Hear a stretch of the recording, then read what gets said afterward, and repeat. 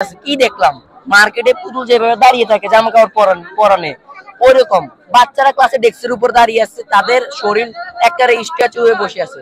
তারপর সেনাবাহিনী স্যাররা তাদের বের করছে, বের করে এই সাইডে আসছে। এই সাইডে আসার পর আমরা মানে কিছু ভিডিও করতেছিলাম, সেনাবাহিনী স্যাররা আমাদের ধাক্কা দিছে, মার দিছে। কেন এটা কেন?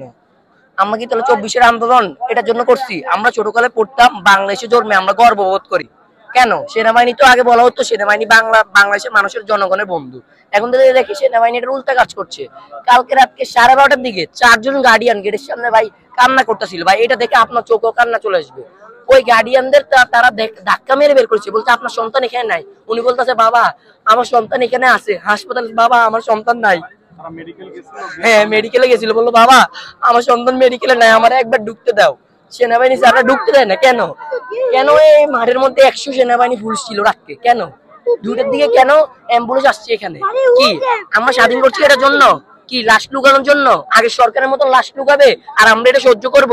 এটা কি এখন আমাদের বর্তমান দেশ নাকি বর্তমান জেনারেশন? ওই ওখান দিয়ে যে ছিদ্র ওখানে তখন মনে হয় একটা 7 মিনিট, তখন আমরা আসছি আর দেখতেছি যে সেনাবাহিনী স্যাররা ওটা ভাঙতে